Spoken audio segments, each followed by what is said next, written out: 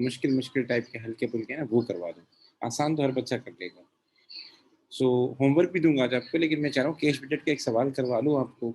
एक पहले करवाया था, एक आज करवा रहा हूँ ताकि प्रैक्टिस थोड़ी अच्छी हो जाए। फिर एक आखिरी कराऊँगा, फिर अगले टॉपिक पे जाऊँगा। ठीक है? मेन टॉपिक आपका कैश बजट है, पूरे बजटिंग के अंदर जो मेन टॉपिक है। सो ये जो सवाल मैं आपको करवा रहा हूँ, ये है अक्टूबर, नवंबर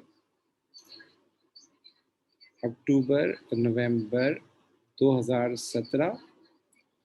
ये मे बी आपके नोमा मलिक की बुक में नहीं हो, पेपर 33। ठीक है? उसका क्वेश्चन नंबर 6 हम कर रहे हैं। अगेन बता दूँ, अक्टूबर-नवंबर 2017, पेपर 33। इस सवाल को करना है तो उसके ए पार्ट की तरफ आते हैं। ए पार्ट में उसने बोला है कि सर हम कैश बजट क्यों बनाते हैं? उसके बेनिफिट्स क्या होते हैं? कैश बजट क्यों बनाते हैं? तो कैश बजट का जो बनाने का जो पहला बेनिफिट होता है, अगर हम कैश बजट बनाते हैं तो सर इसके क्या फ़ायदे होते हैं? अगर हम कैश बजट बनाते हैं तो ये हमें किस तरह का एडवांटेज देता है? एक तो हमारी क्या हो जाता है, इसके ज़रिए क्या होती है, कैश बजट के ज़रिए helps sorry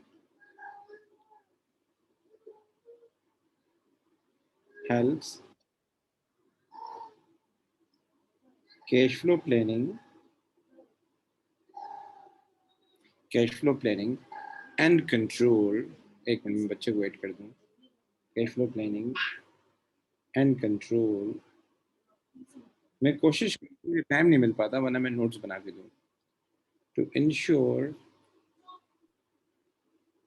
targets are met. Again मैं बात रिपीट कर दूँ। कैश फ्लो, अच्छा सॉरी, ये कैश बजट है, सॉरी। ये ख्याल कीजिएगा कैश बजट और कैश फ्लो स्टेटमेंट फ़र्क है। ये कैश फ्लो प्लानिंग में हेल्प करता है, मतलब कैश आ रहा है, जा रहा है, तो इससे क्या होता है हम उसको कंट्रोल भी कर सकते हैं।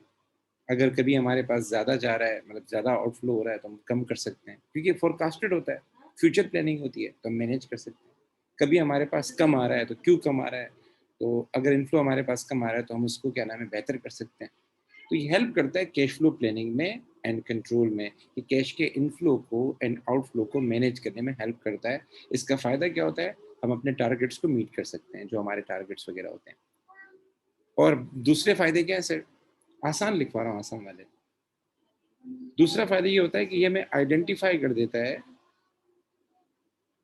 कैश सरप्लस को। कैश सरप्लस को, सर क्या मतलब? किसी न किसी महीने में आपके पास कैश ज़्यादा आ रहा होगा। जब किसी महीने में कैश ज़्यादा आ रहा होगा, आपके पास पैसे ज़्यादा आ रहे होंगे, मतलब नेट जो होगा, नेट आखिर में जो क्लोजिंग बैलेंस आएगा, वो आपके पास ज़्यादा आ रहा होगा। तो उसका मतलब क्या है? कैश ज़्यादा है। कैश ज़्यादा है तो हम उसको कहीं न कहीं क्या कर सकते हैं? इन्वेस्ट कर सकते हैं। इन्वेस्ट कर सकते हैं ताकि हम उसपे ज़्यादा क्या कर सकें? रिटर्न कमा सकें। वरना वो आइडल पड़ा रहेगा, फ़ायदा नहीं होगा। सर और क्या कैश बजट का फ़ायदा होता है? आइडेंटिफ़ाई कर देता है कैश डेफ़िसिट्स। आइडेंटिफ़ाई कर देता है कैश डेफ़िसिट्स। थ्योरी का आसान तरीका ये होता है कि आप जब सवाल करें ना, तो आप सवाल के साथ-साथ थ्योरी याद करते जाएँ, क्योंकि थ्योरी तकरीबन रिपीट, कॉस्टिंग की थ्योरी तो रिपीट वाली होती है, तकरीबन रिपीट वाली होती है। तो साथ-साथ तैयारी होती जाएगी और आसान भी होगी, मतलब क्योंकि छोटे-छोटे पॉइंट्स होते हैं, वो याद करना आसान हो जाता है मतलब बंदे के लिए। तो मैं तो बोल रहा हूँ, घर पे आप पेपर्स कर रहे हैं 2020 के, 2019 के, 18 के, आप 3 साल की भी पेपर्स कर लें और साथ-साथ थ्योरी उसकी करते जाएँ, भले मार्क्स कहीं से पढ़ लें, अच्छी तैयारी हो जाएगी। बस कोशिश किया करें पेपर करने से पहले आप सिर्फ टॉपिक गो थ्रू कर लें उसके, फिर बाद में पेपर किया करें मतलब। अच्छा जी, तो ये आइडेंटिफ़ाई करता है कैश डेफ़िसिट को, मतलब कभी बैंक ओवरड्राफ्ट आ रहा है हमारे पास आउटफ्लो बहुत ज़्यादा हो रहा है, तो ये वो आइडेंटिफ़ाई कर देता है। सर इसका फ़ायदा क्या होता है? इसका फ़ायदा ये होता है कि अगर हमें कैश डेफ़िसिट का पता लग जाए, तो फिर हम फंडिंग रिक्वायरमेंट को मैनेज कर सकते हैं। मतलब उस कैश डेफ़िसिट को कैसे मैनेज करना है, बैंक ओवरड्राफ्ट लेना है, आउटफ्लो को मैनेज करना है, disposal of non current asset करना है, वो हमें इसमें हेल्प आउट कर देता है। बाकी स्टाफ को मोटिवेट करने में हेल्प करता है, और अगर क्या नाम है, अगर वो हम कैश टारगेट सेट कर सकते हैं, वो बहुत सारे पॉइंट बनते हैं, लेकिन ये 3 मेन है। यहाँ तक मेरे साथ है गाइस, ताकि हम आगे जाएँ? यहाँ तक मेरे साथ हैं? रिस्पॉन्स करें बेटा चैट के अंदर। ठीक है बेटा, ओके, ओके। अब सुनिएगा, मैं ही मिटा रहा हूँ ज़रा। अब आगे चलते हैं सर। आगे उसने कहा सर कैश बजट बनाएं, 3 महीने का कैश बजट बनाएं, देख लें 3 महीने का, अप्रैल का, मई का, जून का, 3 महीने का कैश बजट बना के। सर बना लेते हैं सर, बना लेते हैं सर। पहले हम पढ़ लेते हैं जरा इसको। अच्छा जी सुने, Luke business is due to start on 1 April 2018। Business वो भी शुरू कर रहा है, मतलब इसका ओपनिंग बैलेंस क्या होगा, कैश का निल होगा। Selling a single product obtain from a sole supplier, वो एक प्रोडक्ट बनाएगा और एक ही बंदे से ले रहा है। The purchase price is 40। Sir ये काम किए सर, परचेजेस फाइंड करने में काम आएगी। And Luke will sell each unit at a markup of 60%। तो मुझे बता सकते हैं उसकी सेलिंग प्राइस क्या होगी?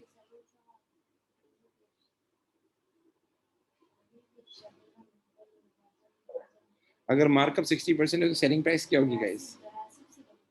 क्विक गाइस जी, चैट में बता दें यार। 64 सर। 64 उसकी सेलिंग प्राइस होगी 64। ठीक है, ये उसकी सेलिंग प्राइस आ गई। अब गाइस आगे चलते हैं। He also want to maintain inventory at a level sufficient to cover 50% of the next month sale। इसका मतलब क्या, वो परचेज ज्यादा करेगा, वो परचेज क्या करेगा, ज्यादा करेगा, मतलब वो क्लोजिंग इन्वेंट्री में मेंटेन करना चाह रहा है। इस पे मैं आगे आ रहा हूँ, मैं बता रहा हूँ, ठीक है सर। आगे चलते हैं। Budgeted unit sales for the first 4 month of trading are as follows. उसने जो शुरू के 4 महीने हैं उसकी उसने सेल्स दी हुई है। अप्रैल में इतनी है, फला में इतनी है, फला में इतनी है, इसने सेल्स दी हुई। ठीक है बेटा, अच्छा जी, ओके सर। आगे चलते हैं सर। आगे वो कह रहा है कि the following information is also available. Luke will introduce 1,50,000 capital into the business bank account on 1 April 2018। जाहिर है बिजनेस अभी स्टार्ट किया है ना उसने, अभी स्टार्ट किया है। तो वो कह रहा है हम क्या करेंगे, 1,50,000 क्या करेंगे, इंजेक्ट करेंगे। ये इनफ्लो है बेसिकली, ये रिसीट है अप्रैल के महीने में। On the same day equipment costing 48,000 will be purchase by cheque. हम क्या कर रहे हैं, एक इक्विपमेंट भी परचेज करेंगे। ये आउटफ्लो है आपका, अप्रैल के महीने का आउटफ्लो है। ख्याल ये क्या करें, जब भी कोई इक्विपमेंट की परचेज हो तो समटाइम ये होता है पेमेंट हाफ ऑफ हो रही होती है, इसके ख्याल कीजिएगा। आगे चलते हैं sir. Equipment will be depreciated over a period of 60 month with no residual value. ये 60 मंथ में तो आप मंथली निकाल लीजिएगा, ठीक है। अच्छा जी सर, आगे चलते हैं। All purchases are expected to be paid 1 month after the purchases are made। मतलब अगर मैं अप्रैल में कोई परचेज कर रहा हूँ, अगर मैं अप्रैल में कोई परचेज कर रहा हूँ तो उसकी पेमेंट कब कर रहा हूँ? अप्रैल के बाद कौन सा महीना आता है सर? अप्रैल के बाद आपका आता है, अल्लाह भला करे, मई के महीने में कर रहा हूँ। और जो मई की परचेज होगी उसकी पेमेंट कब कर रहा हूँ सर? उसकी पेमेंट जून में कर रहा हूँ।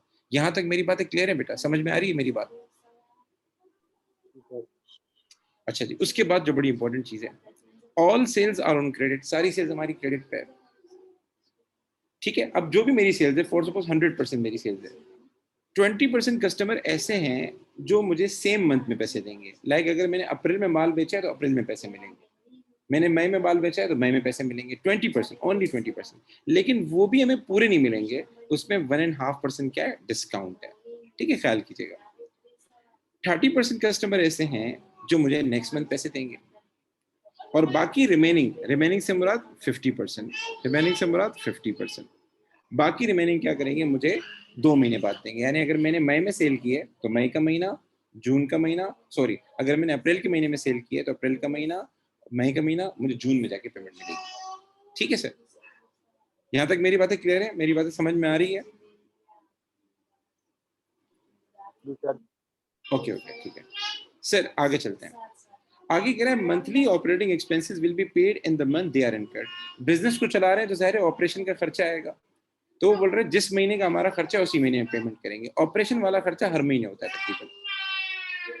दे are expected to be 43,000 including depreciation. या सीन इसने क्या किया है, इसमें डेप्रिसिएशन को भी इंक्लूड कर दिया है। जब हम कैश बजट बनाते हैं ना तो डेप्रिसिएशन को इंक्लूड नहीं करते, क्योंकि वो हमारा नॉन कैश आइटम है, ठीक है। और दूसरी बात, आप वैसे ही जो इक्विपमेंट का पूरा खर्चा है 48,000 वो एज आउटफ्लो लिख रहे हो तो ये डबलिंग हो जाएगी।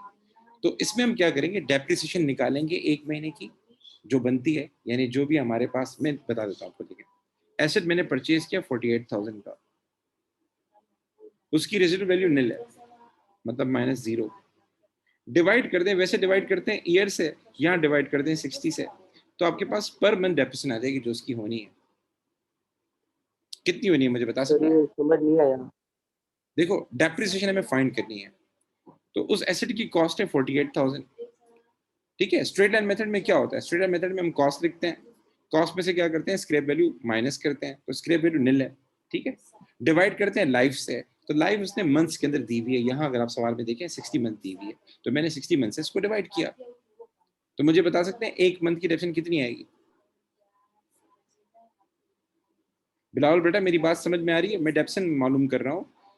जब सवाल में लाइफ दी हुई ना, लाइफ ईयर्स दिए हुए हो या मंथ दिए हुए हो, तो फिर हम normally straight line method use करते हैं, कॉस्ट में से स्क्रैप वैल्यू माइनस करते हैं, डिवाइड बाय लाइफ कर देते हैं। तो जी, जी गाइस सर, मैंने डेप्शन ये देखा नहीं था, इसका लाइफ नहीं देखी 60 मंथ। 800 आई है सर डेप्रिसिएशन। जी बेटा कितनी डेप्शन आ रही है जल्दी बताएं? 800। 800 आ रही है, ठीक है बेटा। अब गाइस इसका इम्पैक्ट क्या पड़ेगा, इसका इम्पैक्ट ये पड़ेगा, हमारे जो ऑपरेटिंग एक्सपेंस है ना बेटा, वो 43,000 है डेप्रिसिएशन के साथ, हम 43,000 में से माइनस कर देते हैं 800, तो हमारे पास जो असल में एक्सपेंस बनते हैं, जो बकायदा जिसमें हमारा कैश जा रहा है, वो बनते हैं 42,200 सॉरी। ठीक है, अच्छा अब बनाते हैं इस कैश बैक को कैसे बनाना है। अब जरा यहाँ आ जाए, यहाँ आ जाए, इस साइड पे। जितने मंथ से उनको मल्टीप्लाई करेंगे ना डेप्रिसिएशन के, अब देखो 1 मंथ की है ना। हमने तो एक मंथ की निकाली ना डेप्रिसिएशन, मैंने डिवाइड बाय 60 किया तो एक मंथ की आ गई 800 आ गई। तो हम बजट बनाते हैं मंथली बेसिस का, तो मंथली बेसिस के हिसाब से चलेगी। तो सर उसने 3 मंथ्स का मांगी है बजट, तो हम 3 मंथ्स बनाएंगे तो डेप्रिसिएशन को मल्टीप्लाई करेंगे पर मंथ को 3 मंथ्स के साथ। मैं तुम्हें अपनी बात समझाता हूँ, एक मिनट करें, देखो मेरी बात को और से सुनो।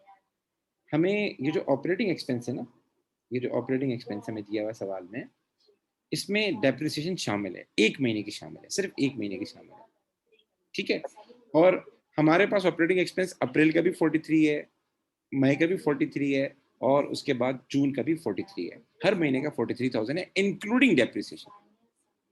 तो वैसे तो डेप्शन 800 मिला के बहुत सारी शामिल है, लेकिन ये जो मुझे ऑपरेटिंग एक्सपेंस दिया है, इसने महीने का दिया है, 3 महीने का नहीं दिया, जस्ट महीने का दिया है, ये मंथली है, आप पढ़ सकते हैं यहाँ पर मंथली ऑपरेटिंग एक्सपेंस।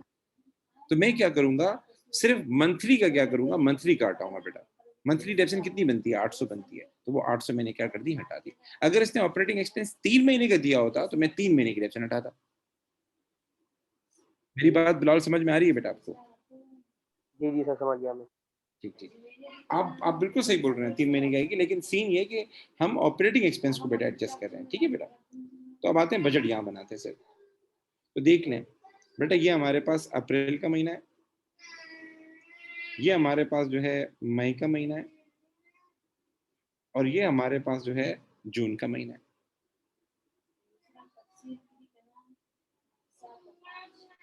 अब गौर से देखिएगा बेटा, सबसे पहले हम लिखेंगे रिसीट्स।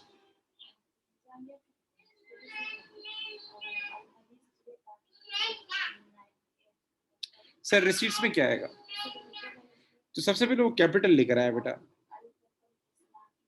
वो क्या लेकर आया, कैपिटल लेकर आया। कैपिटल बेटा कितना था, 1,50,000, वो इसने इंट्रोड्यूस किया था अप्रैल के महीने में, वो मैंने यहाँ पे लिख दिया। ठीक है, 1,50,000 का कैपिटल लेकर आया था जी। सर इसके बाद क्या होगा, सर इसके बाद हम लिखेंगे रिसीव्स फ्रॉम कस्टमर्स। सर इसके बाद हम लिखेंगे रिसीट फ्रॉम कस्टमर्स। अब सर इसमें सीन क्या है, जो हमारे पास कस्टमर्स हैं जिन्होंने पैसे जमा कराए वो हमें लिखने हैं। सर इसमें सीन ये है कि हमारे पास कुछ कस्टमर्स तो ऐसे हैं जो उस महीने में पैसे देते हैं, जो सेम मंथ में देते हैं, कुछ कस्टमर ऐसे हैं जो 1 महीने के बाद देते हैं, मतलब नेक्स्ट मंथ देते हैं, और कुछ कस्टमर ऐसे हैं जो 2 महीने के बाद पैसे देते हैं। ठीक है, अच्छा अब गौर से देखना सर, इसको कैसे करेंगे, इसको कैसे करेंगे, ये थोड़ा टेक्निकल है, ये थोड़ा टेक्निकल है। अब सुनना, पहले में सेल्स फाइंड करनी पड़ेगी, अप्रैल की सेल्स फाइंड करनी पड़ेगी बेटा। अब मेरा साथ दीजिएगा, कैलकुलेटर अपने हाथ में रखिएगा ताकि मेरी जिंदगी आसान हो सके। सुने, अप्रैल के महीने में हमने कितने यूनिट बेचे थे सर, 5,000 यूनिट बेचे थे, 5,000 यूनिट बेचे थे। तो आप 5,000 को मल्टीप्लाई करें 64 के साथ, मुझे बता सकते हैं हमारी सेल्स कितनी आ गई? पहले हमें टोटल सेल्स फाइंड करनी पड़ेगी बेटा। 3,20,000। 3 लाख आप चैट में लिख दे तो मुझे आवाज़ भी साफ आएगी आपकी ना। चैट में लिख दे, चैट में अगर लिख सकते हो तो।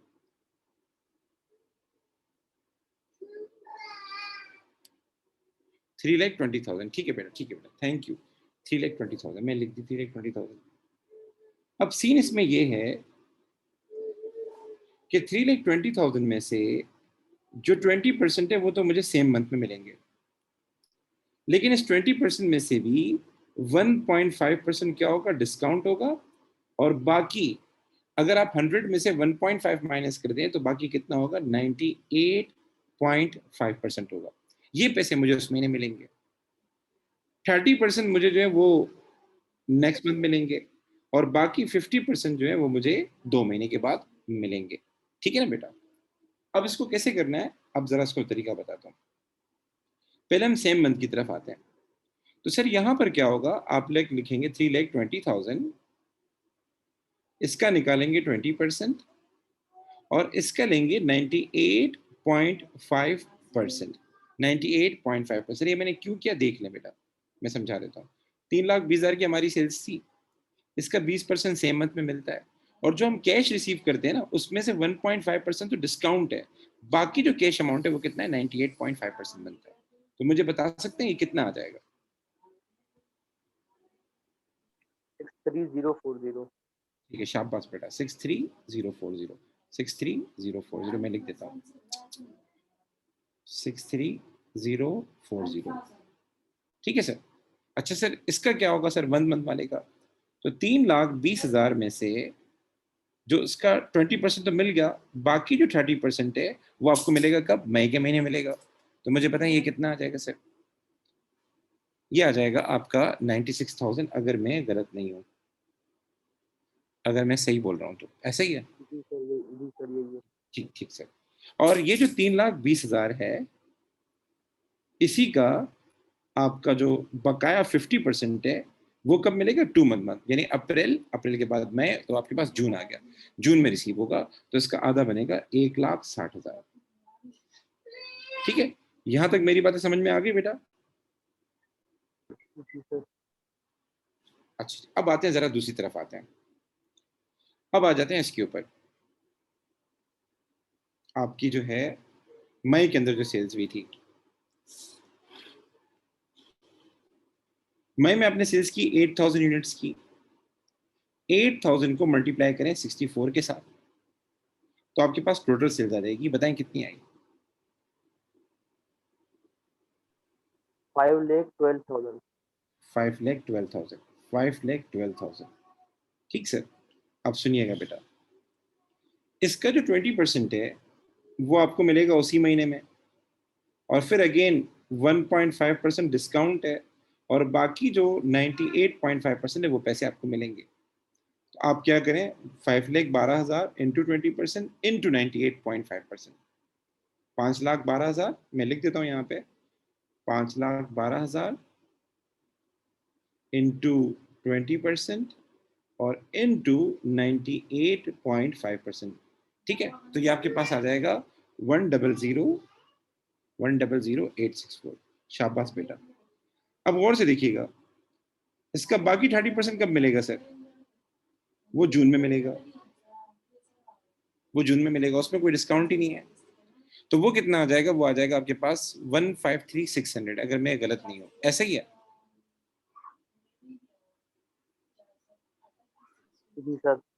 153,600 ठीक है बेटा, 153,600। ठीक है, यहाँ तक आपको कहने, पेपर बहुत आसान होता है अगर बंदा कोशिश करे, ये वो बजटिंग इतनी मुश्किल नहीं है, सिर्फ कैलकुलेशन है। अब गाइस आगे चलते हैं सर, जून के महीने में आते हैं सर। जून के महीने में हमने सेल्स की थी 4,000, मल्टीप्लाई कर दें 64 से, तो आपके पास टोटल सेल्स आ जाएगी सर,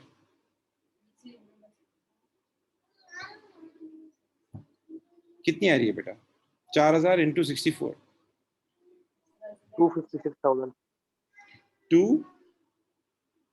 56,000। 256,000। ठीक है, इसको क्या करेंगे sir, multiply by 20% and then multiply by 98.5%, क्योंकि एक बार मैं समझा चुका हूं तो मैं बार बार नहीं कर रहा, ताकि आपको वो याद रहे कि जो उस महीने की सेल्स है उसका 20%, देन 98.5%, ये हमारे पास आएगा इस जगह पर, इस जगह पर आएगा। जल्दी बताएं सर, ये कितना है? सर ये आ जाएगा 50432। ठीक है, तो ये हमारे हो गई रिसीट साइड कंप्लीट। ये रिसीट साइड हमारी क्या हो गई? कंप्लीट हो गई। ठीक है, ये रिसीट साइड सारी की सारी हमने क्या कर दी? कंप्लीट कर दी। सर अब क्या करेंगे सर? अब हम रिसीट का टोटल कर लेते हैं सर, रिसीट का टोटल कर लेते हैं। तो टोटल मैं लिख देता हूँ, ये है 2,13,040 और ये है 196,864 और ये है, आप फिर भी कंफर्म कर लीजिएगा मैं गलत नहीं कर रहा, 364,032। ठीक है सर। सर ये हमारी क्या हो गई? टोटल रिसीट्स हो गई, टोटल रिसीट्स हो गई। अब सर आगे चलते हैं सर। आगे हमारे पास जो है, आगे हमें क्या करना है सर? पेमेंट्स लिखनी है। क्या लिखनी है बेटा? पेमेंट्स लिखनी है। अब सुनिएगा, पेमेंट्स लिखनी है बेटा।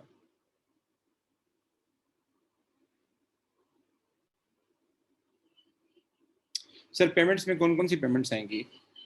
पहले मैं नाम लिख देता हूँ। एक तो हमने इक्विपमेंट बाय किया था, एक हमारे पास ऑपरेटिंग एक्सपेंस थे।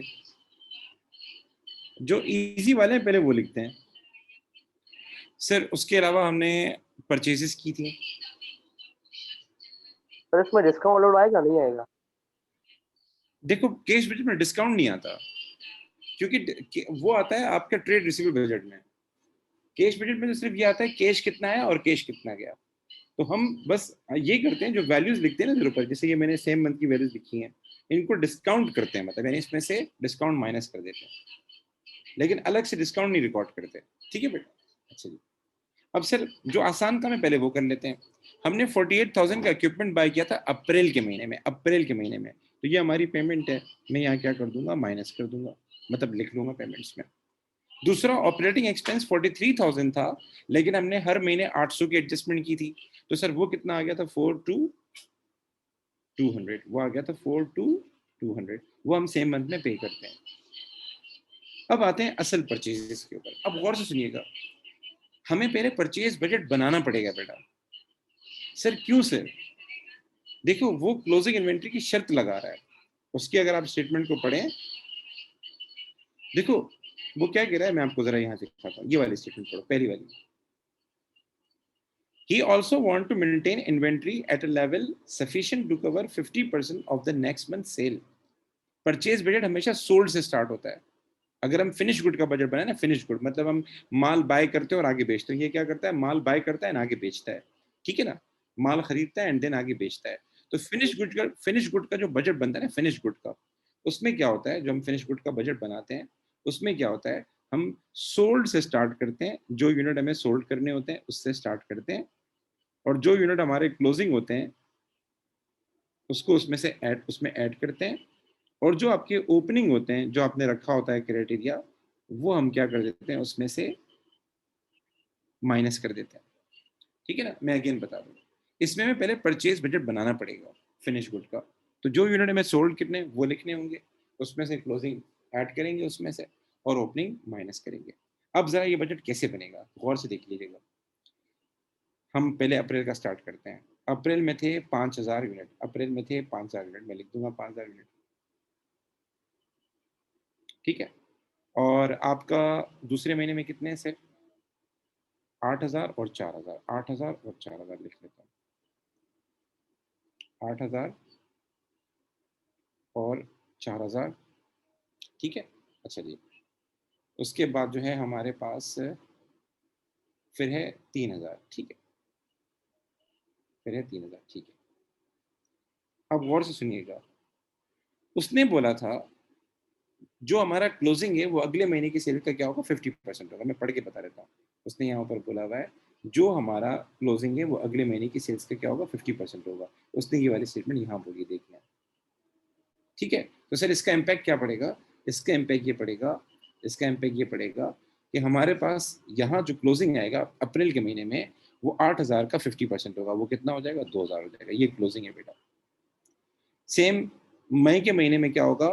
4000 का, सॉरी 50% तो 4000 बनेगा ना यार, 8000 का 50% कितना बनेगा, 4000 बनेगा, ठीक है। इसी तरीके से जो हमारे पास दूसरा महीना है, हमने सोल्ड लिखे 8000, 4000 का आधा निकालेंगे कितना आ जाएगा सर, 2000 आ जाएगा। इसी तरीके से नेक्स्ट मंथ है, नेक्स्ट मंथ में सर क्लोजिंग कितना आएगा, आपकी अगला महीना कौन सा है, उसमें कितने यूनिट बन रहे हैं सर, 3000 बन रहे हैं, उसका आधा कितना हो जाएगा, 1500। तो ये हमारे पास सोल्ड यूनिट हो गए और ये हमारे पास क्लोजिंग हो गए। मेरी बात बिल्कुल समझ में आ रही है आपको, जो मैं काम कर रहा हूँ?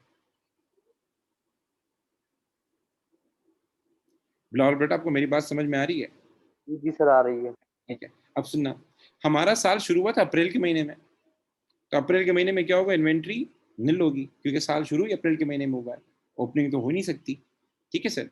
अच्छा, और जो हमारे पास यहाँ क्लोजिंग है ना अप्रैल के महीने में, वो आगे जाके क्या हो जाएगा, ओपनिंग हो जाएगा। इसी तरीके से जो हमारा ये अप्रैल का महीना है, ठीक है बेटा, ये हमारे पास मई का महीना है और ये हमारे पास जून का महीना है, जो यहाँ पर क्लोजिंग है ना 2000, ये आगे जाके क्या हो जाएगा, आपका ओपनिंग हो जाएगा सर। तो पहले हम ये देखेंगे कि हमारे पास कितने यूनिट हम परचेज कर रहे हैं। यहाँ हम परचेज कर रहे हैं 9000 यूनिट, यहाँ हम परचेज कर रहे हैं 8 + 2 10,000, 10 में से 4000 माइनस किए, ये हो जाएगा 6000, और यहाँ हम परचेज कर रहे हैं 4 + 1500, ये हो जाएगा 5500, 5500 में से अगर आप 2000 माइनस कर देते हैं तो ये क्या हो जाएगा, ये हो जाएगा 3500। सही कर रहा हूँ, गलत कर रहा हूँ बेटा? जी जी सर। अब सीन सुनिएगा, अब परचेज करना तो पैसे भी देने पड़ते होंगे ना सर, तो 1 यूनिट कितने का परचेज कर रहे हैं सर, 1 यूनिट हम परचेज करते हैं 40 रुपए का, इसके ऊपर लिखा हुआ है 40 रुपए का, ये रहा 40 रुपए का। तो सर अब क्या करेंगे, 40 से मल्टीप्लाई करेंगे इसको सर, 40 से मल्टीप्लाई करेंगे सर, 40 से मल्टीप्लाई करेंगे, मुझे बता सकते हैं कितना आंसर आएगा, 9000 इंटू 40,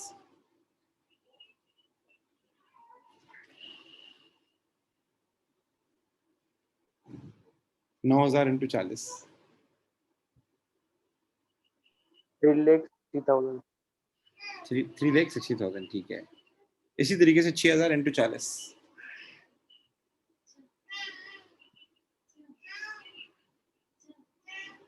2,40,000। ठीक है। ये हमारी आ गई परचेजेस, ये हमारी आ गई परचेजेस, जो अप्रैल के महीने में करनी है, जो मई के महीने में करनी है। अच्छा सर, मैंने 2 महीने की क्यों निकाली है? उसने कहा जो भी हम परचेज करते हैं उसकी पेमेंट नेक्स्ट मंथ करते हैं। अगर हमारा साल शुरू हो रहा है अप्रैल से, महीना शुरू हो रहा है अप्रैल से, मतलब जो माल मैंने अप्रैल में परचेज किया होगा उसकी पेमेंट कब करूंगा सर, उसकी पेमेंट करूंगा मई के महीने में, और जो मई के महीने में बाय किया होगा उसकी पेमेंट कब करूंगा, जून के महीने में। तो हमारे पास ऊपर 2 ही पेमेंट आएंगी, 2 ही पेमेंट आएंगी, यहाँ तो पेमेंट आएगी नहीं, क्योंकि जो माल हम परचेज करते हैं अप्रैल के महीने में उसकी पेमेंट करते हैं मई में। अच्छा, हमारा साल शुरू हो रहा है अप्रैल से, अगर इससे पहले कोई महीना होता, फॉर सपोज साल जनवरी से स्टार्ट हो रहा होता, तो फिर हो सकता था कि अप्रैल के महीने में मार्च की पेमेंट आ जाती, लेकिन हमारा साल शुरू ही अप्रैल से हो रहा है, हमारा बिजनेस का पहला महीना है, तो इसलिए निल आएगा पहले महीने में। लेकिन नेक्स्ट मंथ कितना आएगा सर, 3,60,000 आएगा, और उससे नेक्स्ट मंथ कितना आएगा, 2,40,000 आएगा। ठीक है गाइस, यहाँ तक मेरी बात क्लियर है बेटा? जी सर। मेरी बात समझ में आ रही है? ठीक है, तो इसका हम पेमेंट्स का टोटल कर लेते हैं सर। पेमेंट्स का टोटल आ जाएगा 90,200, यहाँ आ जाएगा हमारे पास 4,02,200, और यहाँ आ जाएगा 282,200, ठीक है, if I am not wrong. ठीक है, यहाँ तक बातें क्लियर है सारी बेटा? सर ये मतलब उसी मंथ में करेगा पेमेंट? देखो, जब आप माल को जब बेचोगे तो खरीदना तो पड़ेगा ना आपको। एक सवाल पैदा होता है, आप माल बेच किसे रहे हो, जब खरीदोगे तभी तो बेचोगे। तो अगर क्वेश्चन में कुछ भी नहीं बताता तो हम ये अज्यूम करेंगे कि जो माल उसको जिस महीने बेचना है उसी महीने में बाय करता है, जो माल, क्योंकि माल पहले खरीदा जाता है फिर बेचा जाता है। तो अगर आप, मेरा सवाल है, अगर आप बेच रहे हो 5,000 यूनिट अप्रैल में, तो 5,000 यूनिट बाय भी तो करने पड़ेंगे ना। बस उसने ये शर्त बोल दी है कि हम 50% इन्वेंट्री भी होल्ड करते हैं अगले महीने की, तो फिर हम परचेज में बनाएंगे प्रॉपर तरीके से, सोल्ड लिखेंगे, सोल्ड के बाद क्या करेंगे, उसमें क्लोजिंग ऐड करेंगे और ओपनिंग माइनस करेंगे, दैट्स इट। और उसने सर परचेज का मतलब वैसे नहीं दिए जैसे उसने अगले महीने में परचेज की पेमेंट करेगा या उसके अगले महीने में अगर करेगा। क्लोजिंग इन्वेंट्री का कोई कॉन्सेप्ट नहीं होता ना, अगर सवाल में क्लोजिंग इन्वेंट्री का कोई भी कॉन्सेप्ट नहीं होता, फिर हम क्या करते, इसी 5,000 को ही परचेज समझ रहे होते। बस उसको फिर स्टेटमेंट देनी चाहिए थी कि ये परचेज कब होता है, 1 महीना पहले होता है, सेम मंथ में होता है। अगर क्वेश्चन में कुछ भी नहीं बोलता तो हम ये अज्यूम करते हैं कि परचेज सेम मंथ में हो रहा है, जो माल हम सेल कर रहे हैं वो सेम मंथ में परचेज करते हैं, जब वो कुछ भी नहीं बोलता। अगर वो बोल दे कि हम 1 महीना पहले खरीदते हैं माल, तो फिर हम सोचेंगे फिर कि कौन सी परचेज किस तारीख पे आनी है। ठीक है। ठीक है गाइस। सर अब आगे चलते हैं, अब आगे नेट लिखना है। नेट में क्या होगा, आपने इन दोनों का डिफरेंस लिखना है। तो ये आ जाएगा हमारे पास 122,840, 122,840। इसी तरीके से 196,864 माइनस 4,02,200, इसका नेट आ जाएगा 205,336। ये माइनस में आ रहा है बेटा, ये माइनस में आ रहा है, इसका ख्याल कीजिएगा, ये फिगर माइनस में आ रही है। ठीक है सर। इसके बाद हमारे पास आएगा 364 माइनस 282,200, ये हो जाएगा 81832। इसमें ओपनिंग बैलेंस प्लस करेंगे बेटा, हमारा पहला साल था, पहला महीना था, निल आएगा। इसका टोटल करेंगे, टोटल हमारे पास भला करे अल्लाह भला करे, ये आ गया 122। ये हमारा क्लोजिंग बैलेंस हो गया, और ये क्लोजिंग आगे जाके क्या हो जाएगा, ओपनिंग हो जाएगा। ये मैंने ओपनिंग यहाँ लिखा। अगेन मैं अब इसको प्लस करूंगा बेटा, ये हमारे पास हो जाएगा 82,496। कैलकुलेशन काफी होती है यार। 82,496 में यहाँ लिख दूंगा बेटा। अच्छा ये माइनस में, तो मैं माइनस करूंगा अभी। सर इसका टोटल करेंगे, ये टोटल आ जाएगा हमारे पास 664। यहाँ तक मेरी बातें क्लियर है बेटा? जी सर। यहाँ तक मेरी बातें क्लियर है? अच्छा जी, अगला पार्ट पढ़ते हैं सर इसका। आगे कह रहा है इसकी वर्किंग कैपिटल के बारे में बताओ। वर्किंग कैपिटल का मतलब ये होता है कि आपने बात करनी है किसकी, ट्रेड रिसीवेबल की, आपने बात करनी है किसकी, ट्रेड पेबल की, आपने बात किसकी करनी है, बैंक की करनी है। ठीक है, तो जरा देख लेते हैं सर। देखो ये माल उधार पे सेल करता है, ये माल उधार पे सेल करता है, उधार पे सेल करता है और डिस्काउंट भी देता है। तो अगर तुम्हें याद हो, उसने 3,20,000 की सेल की थी अप्रैल के महीने में। कितनी? 3,20,000 सेल की थी।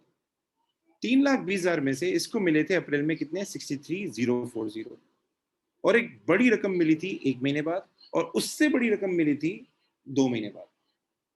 ये अच्छी बात है, मुझे बताओ। अगर मैं 3,20,000 की सेल करूं और इंतहाई कम अमाउंट में रिसीव करूं अप्रैल में, फिर थोड़ा उससे ऊपर मई में, उससे थोड़ा ऊपर मैं जून में रिसीव करूं, ये अच्छी बात है। नहीं सर। कैश, कैश के हिसाब से अगर आप चाहते हैं कैश आपके पास ज्यादा है, कैश अच्छी बात नहीं है। तो आपने पहला ये पॉइंट बताना है इसके अंदर। ओवरऑल इसकी परफॉर्मेंस वैसे खराब है।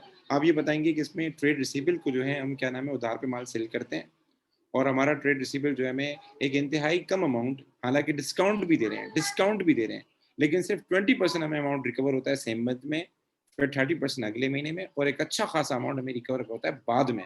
हालांकि वो पहले मिलना चाहिए, वो पहले हमें मिलना चाहिए। ठीक है, एक ये वाली बात नंबर 1, ये अपने वर्ड्स में लिख देना। इस पे आराम से आपको 2 मार्क्स मिल जाएंगे इस वाली बात पर। ट्रेड पेबल पे आ जाओ सर। रिसीवेबल को तो रिसीवेबल से पैसे लेता है 2 महीने के अंदर अंदर लेता है, ओवरऑल 3 महीने हो जाते हैं। कुछ पैसे उस महीने मिले, कुछ पैसे अगले महीने मिले, कुछ अगले महीने, ओवरऑल 3 महीने के अंदर पैसा रिकवर होता है। लेकिन परचेज में देख लो, परचेज में सारा पैसा वो अगले महीने दे रहा है, सारा पैसा। जब तुम रिसीवेबल से पैसे ले रहे हो 2 महीने के अंदर, तो परचेज की पेमेंट भी 2 महीने के अंदर करो। तो अगेन कैश फ्लो के हिसाब से अगर आप चाहते हैं आपके पास कैश अच्छा मेंटेन रहे, तो आपको चाहिए पेबल को लेट पेमेंट करें, आराम से दें, स्पेशली रिसीवेबल से लेने के बाद उसको दो। तो ये भी खराब। सर बैंक के ऊपर आ जाए, अगर आप इसकी हालत देख लें, 2 महीने तक इसका ये जा रहा है, उसमें जा रहा है, नेगेटिव जा रहा है, नेगेटिव जा रहा है, नेगेटिव जा रहा है। ठीक है, रीजन क्या हो रहा है? रीजन इसका ये हो रहा है, इसकी पेमेंटें बहुत जा रही है। देखिए 3,60,000 की एक पेमेंट जा रही है, 2,40,000 की एक पेमेंट जा रही है, पेमेंटें इसकी ज्यादा है, इनफ्लोज इसकी कम है। इस वजह से क्या नाम है, इसका बैंक बैलेंस भी क्या जा रहा है, बुरा जा रहा है। तो सर क्या करना चाहिए? आप क्या कमेंट करेंगे? तो मैं कहूँगा इसका वर्किंग कैपिटल जो है सेटिस्फैक्टरी नहीं है, इसको चाहिए डिस्काउंट को बढ़ाए, ठीक है, रिसीव पेबल के साथ नेगोशिएशन करे, उससे ज़्यादा टाइम ले और डिस्काउंट को बढ़ाए ताकि रिसीवेबल क्या करे, उसको जल्द से जल्द उसको पैसा दे, ठीक है, और कोशिश करे क्रेडिट सेल्स के बजाय कैश सेल्स करे ताकि उसका पैसा फंसे नहीं और वो जल्दी रिकवर हो। यहाँ तक मेरी बात क्लियर है बेटा? जी सर। ठीक है, बाकी ये वाला पार्ट जो है मैं आपको कराऊंगा बाद में, क्योंकि टाइम काफ़ी हो गया है और आपको एक सवाल दे देता हूँ, वो आपने करना है। एक सवाल दे देता हूँ, सर वो ये आपने रिकॉर्डिंग अभी आप सेंड करेंगे, कब करेंगे सेंड? क्या चीज़? रिकॉर्डिंग? रिकॉर्डिंग रिकॉर्डिंग मैं आपको 15 मिनट में सेंड करूँगा, 15 मिनट में, सर ठीक ये है? क्वेश्चन भी शेयर कर नेट नहीं था ना, दीजिएगा। आपका मैसेज लेट देखा था। कोई मसला नहीं, टेंशन नहीं जानी, हम हाजिर हैं, हुक्म क्या करें हमें बस। सर ये क्वेश्चन सर भी कल शेयर सुबह कर क्या पढ़ा दीजिएगा। रहे हैं? सुबह मैं सोच रहा हूँ ऑफ करूँ यार, लाइफ को थोड़ा एंजॉय कर लूँ यार, क्योंकि एंजॉय नींद हम फिर यहाँ एंजॉय हो गए सर। अल्लाह करे कैंसिल हो जाए फिर आप सर बस सुबह क्या पढ़ा रहे हैं? इंशाल्लाह इंशाल्लाह टेंशन नहीं लो, मेरी दुआएं आपके साथ हैं। पेपर आपको इंशाल्लाह गुड न्यूज़ मिलने वाली है कल, टीचर एसएस ग्रेड मिल, असल में मसला चल रहा है टीचर एसएस ग्रेड का। कैंसिल के मूड में तो पेपर जा रहे हैं, लेकिन वो यार ये क्या करूं मैं इसका, आगे आगे आगे आगे आगे आगे। कैंसिल हो रहेंगे पेपर? ना ना, ऐसा ना करें यार। आप टेंशन नहीं लें, आप बिकॉज जाके बात कर लीजिएगा, आपको दे देंगे सर ग्रेड। आप क्लास रख रहे हैं, ऐसा नहीं करें सर। टाइम देखा है आपने, 3 मई को पेपर है सर। यार एक सवाल देना था होमवर्क में, लेकिन आ नहीं रहा, आ जाए ना तो दे दूं मैं सवाल। सर ये वाला क्वेश्चन भी शेयर कर दीजिएगा जो आपने अभी करा है। ये मैंने बताया अक्टूबर नवंबर 2017 पेपर वो है, कौन सा वाला? अक्टूबर 2017 पेपर 33 है, मतलब लिख लो अपने पास, अक्टूबर नवंबर 2017 पेपर 33। ठीक है सर। आप लोगों और ने सर जो आपने उसकी ट्रेड पेबल बजट के वो नहीं कराया। यार वो नहीं कराया, वो रिसीवेबल की तरह बजट है ना, इसलिए मैंने नहीं कराया, टाइम नहीं था इसलिए मैंने नहीं कराया। वो रिसीवेबल वो करा फॉर्मेट दूंगा मैं, सेम ही है। वो फॉर्मेट सेम है, बस रिसीवेबल की जगह पेबल आ जाएगा। ये वाला सवाल आप लोगों ने करना है बेटा, ये वाला सवाल। अब मैं ईयर बता देता हूँ, ये बहुत आसान सवाल है, क्वेश्चन 6 से बहुत आसान है, इसका ईयर लिख लो अपने पास। ये बहुत आसान सवाल है, आपका हो जाएगा आराम से। ये है अक्टूबर नवंबर 2018 पेपर 32 क्वेश्चन नंबर 6। बहुत आसान सवाल है, आराम से हो जाएगा आप लोगों का, बहुत आसान सवाल है, मैं इससे ज्यादा आसान सवाल हो ही नहीं सकता। अच्छा सर सर, उसके अलावा वो जो आपने उस दिन क्वेश्चन 2 कराया था ना ट्रेड रिसीवेबल बजट का, उसमें थोड़ी पता नहीं क्या डिफिकल्ट यार नहीं हो रहा था वो। देखो मेरे पास सवाल बहुत सारे हैं, मैं टाइम के से परेशान हो रहा हूँ, तो मैं आपको और भी कराऊंगा। मैं एक कैश बजट का एक सवाल और कराऊंगा, एक बहुत अच्छा सवाल है वो कराऊंगा, उसके बाद मैं कैश बजट को एंड करूंगा, ठीक है ना? तो मैं सवाल सारे करवाऊंगा, टेंशन मत लीजिएगा। ये क्लासेस चलती रहेंगी जब तक पेपर होने हैं, लेकिन ये कि मुझे एज भी देखना है, एज की भी, अब जैसे कल एज की क्लास लूंगा मैं, उनका मेरा रोका हुआ है ना क्लास, तो उनकी क्लास कर लूंगा। तो कब आप कब लोग कितने जब बजे? तक एज वालों की क्लास लूंगा रात में, वो दूसरा बैच है, उसकी क्लास है, स्कूल का बैच है क्या वो। पढ़ा रहे हैं उसमें? उसमें उनके इश्यूज हैं, कुछ टॉपिक के इश्यूज हैं, वो बताऊंगा। सर आप मैंने सुबह कुछ क्लास रख लें सर। सुबह बताता हूँ बेटा, मैं बताता हूँ, टेंशन नहीं, मैं बता रहा हूँ। फिर आप अब ग्रुप में सुन मैं बेटा, ऐड नहीं हूँ, मैं पता कैसे चलेगा मुझे? हाँ मैं अभी बता रहा हूँ, टेंशन नहीं लो। ओके। अक्टूबर नवंबर 2018 पेपर 32 क्वेश्चन 6 बेटा, बिलावल तुम सुन रहे हो मेरी बात? अक्टूबर नवंबर 2018 पेपर 32 क्वेश्चन 6, ये वाला सवाल कैश बैठ का लाजमी करना बेटा, ठीक है बेटा, लाजमी करना। और बाकी मैंने सवाल करवाया ना, वो था, वो लिख लो अपने पास, क्योंकि वो मैंने डायरेक्ट पेपर से उठाया, उसकी शीट नहीं होगी मेरे पास। वो था अक्टूबर नवंबर 2017 पेपर 33 और क्वेश्चन 6, वो जो अभी करवाया वही वाला सवाल, ठीक है? फोटो निकालो ना, स्क्रीनशॉट ले लो इसकी, ठीक है बेटा? बाकी मोहसिन तुम्हें वीडियोस भेज रहा हूँ मैंने कुछ बच्चों को सवाल कराए थे, मार्जिनल कॉस्टिंग है, मैं उसकी वीडियोस तुम्हें भेज रहा हूँ, ठीक है? नहीं नहीं सर, वो नहीं, वो तो मैंने कर ली है वीडियोस वगैरह सारी।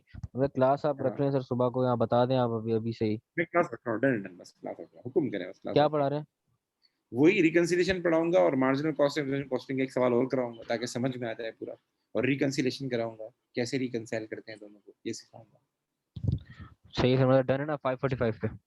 5:45 पे डन है, ठीक है बेटा? अल्लाह हाफिज। ओके, अल्लाह हाफिज़ सर। अल्लाह अल्लाह हाफिज।